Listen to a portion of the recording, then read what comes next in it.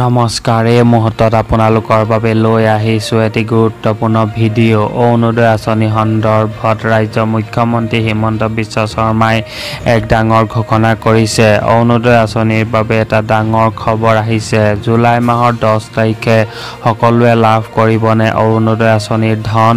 অৰুণোদয় আঁচনিৰ কেতবোৰ নতুন খবৰ আপোনালোকে জানিব পাৰিব। তেন্তে চেনেলটোলৈ যদি প্ৰথম আহিছে তেন্তে ভিডিঅ'টো লাইক এটা কৰি চেনেলটো সাবস্ক্ৰাইব কৰি ল'ব। ৰাজ্যৰ মুখ্যমন্ত্ৰী হিমন্ত বিশ্ব শৰ্মাই উল্লেখ কৰিছে যে এইবাৰ নতুনকৈ 3 লাখৰো অধিক মহিলাই লাভ কৰিবলৈ গৈ আছে অৰুণোদয় আঁচনিৰ ধন।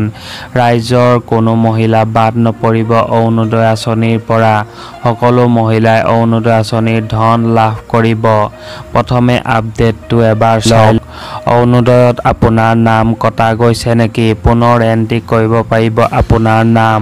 সাজু কৰক এই 5বিধ নথিপত্ৰ। হাজাৰ হাজাৰ মহিলাৰ নাম কটা গ'ল অৰুণোদয়ৰ পৰা। আপোনাৰো অৰুণোদয় কটা গৈছে নেকি? যদিহে নাম কটা গৈছে তেন্তে অনতিপলমে কৰক এই কাম। চিন্তা নকৰিব, পুনৰ এণ্ট্ৰি কৰিব পাৰিব আপোনাৰ নাম। অৰুণোদয় আঁচনি পাবলৈ সাজু কৰক নতুনকৈ 5বিধ নথিপত্ৰ।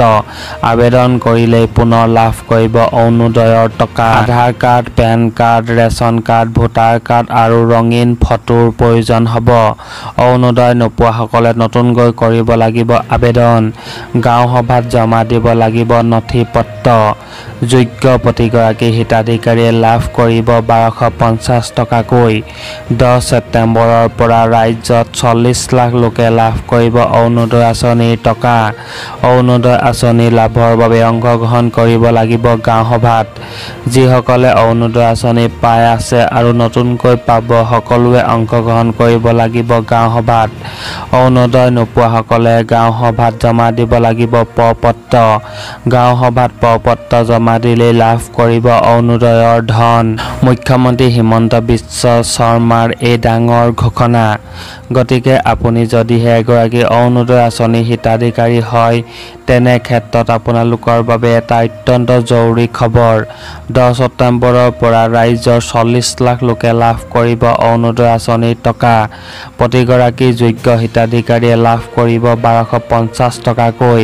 সেয়েহে অৰুণোদয় নোপোৱাসকলে আকৌ নতুনকৈ কৰিব লাগিব আবেদন।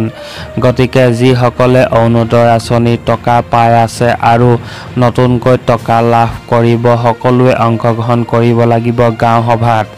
গাঁও সভাত জমা দিব লাগিব সকলোবোৰ নথিপত্ৰ। তেতিয়াহে পুনৰ লাভ কৰিব অৰুণোদয় আঁচনিৰ ধন।